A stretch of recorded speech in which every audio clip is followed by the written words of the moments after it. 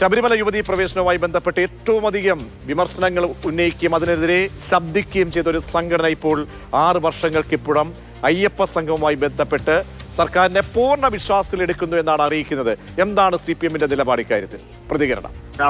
സർക്കാർ പ്രത്യേകമായ എന്തെങ്കിലും ഒരു തീരുമാനമെടുക്കുകയുണ്ടായില്ല.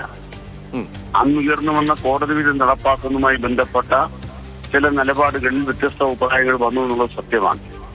എങ്കിൽ പോലും എല്ലാ വിശ്വാസികളുടെയും വിശ്വാസങ്ങൾ ഉയർത്തിപ്പിടിക്കുക, സംരക്ഷിക്കുക എന്നതിന് സർക്കാർ എപ്പോഴും പ്രാധാന്യം കൊടുത്തിട്ടുണ്ട്.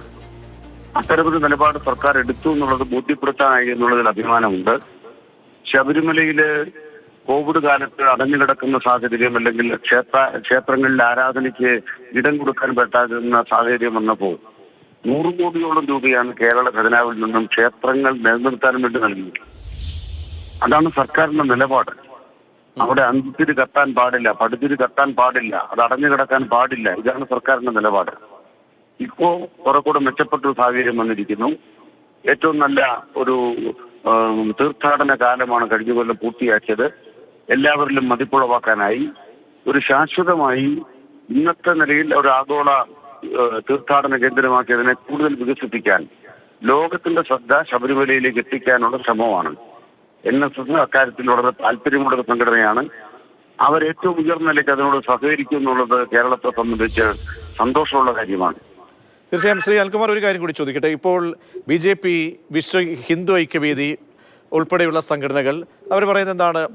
BJP സംസ്ഥാന അധ്യക്ഷന്റെ വാക്കുകൾ കടമെടുത്തു കഴിഞ്ഞാൽ നാസ്തികനായ മുഖ്യമന്ത്രി എങ്ങനെ ഈ സംഘവുമായി നേതൃത്വം നൽകി കോർഡിനേറ്ററായി മുന്നോട്ട് പോകുമെന്ന്. മറ്റൊന്ന്, UDF-നോട് പ്രത്യേകിച്ച് കോൺഗ്രസിനോട് ചോദിക്കുമ്പോൾ പ്രതിപക്ഷ നേതാവിന്റെ പ്രതികരണം എന്തായിരുന്നു? ഭൂരിപക്ഷ പ്രീണനമാണ്. അപ്പോൾ അതിൽ നിന്നെല്ലാം വ്യത്യസ്തമായിട്ടാണ് NSS-നെ പോലെ ഒരു സംഘടന പൂർണ്ണ വിശ്വാസമുണ്ട് വിശ്വാസ പ്രമാണത്തിന്റെ കാര്യത്തിൽ, ആചാരത്തിന്റെ കാര്യത്തിൽ എന്ന് പറയുമ്പോൾ അവരെ എങ്ങനെ വിശ്വാസത്തിലെടുക്കാൻ അല്ലെങ്കിൽ അവരെ വിശ്വസിപ്പിക്കാൻ സർക്കാരിനായി? കാരണം ഈ യുവതീ പ്രവേശനവുമായി ബന്ധപ്പെട്ട് വിശ്വാസപരമായ കാര്യങ്ങളിലൊക്കെ തന്നെ പ്രധാനപ്പെട്ട ഒരു സാമുദായിക സംഘടനയ്ക്ക് സർക്കാരിനെ വിശ്വാസമാണെന്ന് പറയാൻ ഇടയാക്കിയ ഘടകങ്ങൾ എന്തായിരിക്കാം?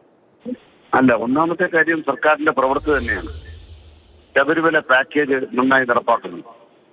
ശബരിമലയുമായി ബന്ധപ്പെട്ട് കഴിഞ്ഞ കൊല്ലത്തെ തീർത്ഥാടനം നോക്കൂ.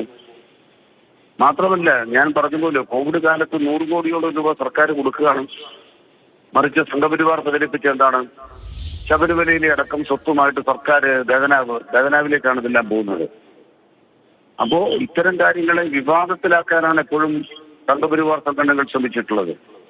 സർക്കാരാവട്ടെ, ഇപ്പൊ ഇവിടെ പറഞ്ഞല്ലോ, മുഖ്യമന്ത്രി ഈ പരിപാടിയുടെ കോർഡിനേറ്റർ ആണോ? അത് ആര് പറഞ്ഞ് മനസ്സിലാക്കിയവരോട്? മുഖ്യമന്ത്രി കോർഡിനേറ്റർ അല്ല. സംസ്ഥാന സർക്കാർ നേരിട്ട് നടത്തുന്ന പരിപാടിയല്ല. മുഖ്യമന്ത്രി വ്യക്തിപരമായി വിശ്വാസിയാണോ അല്ലയോ എന്നുള്ളതല്ല. ഏത് മതവിശ്വാസിയുടെയും വിശ്വാസം സംരക്ഷിക്കാൻ, ഭരണഘടന പറയുന്ന അവകാശങ്ങൾ അവർക്ക് ലഭ്യമാക്കാൻ ചുമതലപ്പെട്ട ഗവൺമെന്റാണിത്.